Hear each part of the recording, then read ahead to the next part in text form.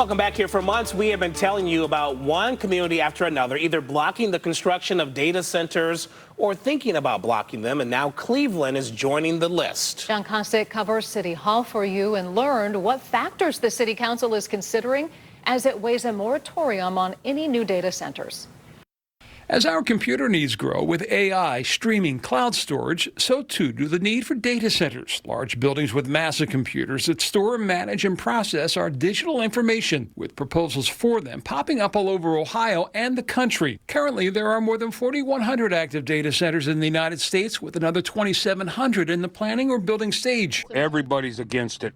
Everyone I've ever talked to about it. As a result, we were in Wellington earlier this year when they passed their moratorium on data centers, and in Lorain County, I believe that's their ultimate goal, is to put one up there. As they tackled the issue as well. And now in the city of Cleveland, while I support economic development, I can't support it when it's being exploitative. Councilman Charles Slife is asking council to consider a year-long pause on data centers coming into the city to allow council time to make sure the city zoning code, for example, has neighborhood protections in place. For the people saying, well, these are going to rural areas, there's a lot of vacant land in the city of Cleveland. There's a lot of old industrial facilities that could be retrofitted for this. So the city of Cleveland right now is receiving interest from data center operators. Data centers use a large amount of electricity, and Slice said given the already fragile power grid in some parts of Cleveland, that would not be good. And supplying their own source of power, which the state can authorize, wouldn't be much better. You might live near a semi-industrial zone property. It could become a data center, and the state of Ohio could authorize them to build a natural gas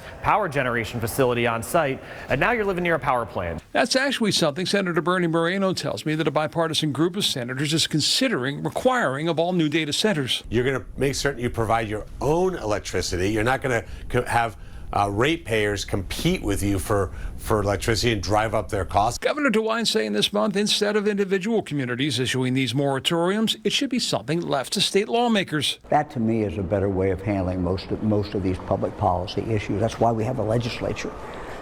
We have a process, and I think that process should be followed. For Councilman Slife, the Ohio legislature has an outright contempt for the city of Cleveland. It's a hard pass. I don't trust the state. We need to regulate things at the local level, and other cities should be joining us so that we can all collectively hold the state accountable. In Cleveland, John Kosick, News 5. As we mentioned, Cleveland, not the only Northeast Ohio city to call for a moratorium on data centers. So we have shared information about a number of communities taking action to prevent them from coming on board. So less than 2 weeks ago, Avon City Council, it unanimously approved a moratorium. Days before that, the multi-million-dollar sale of farmland in Lorain County raised concerns for the rural community.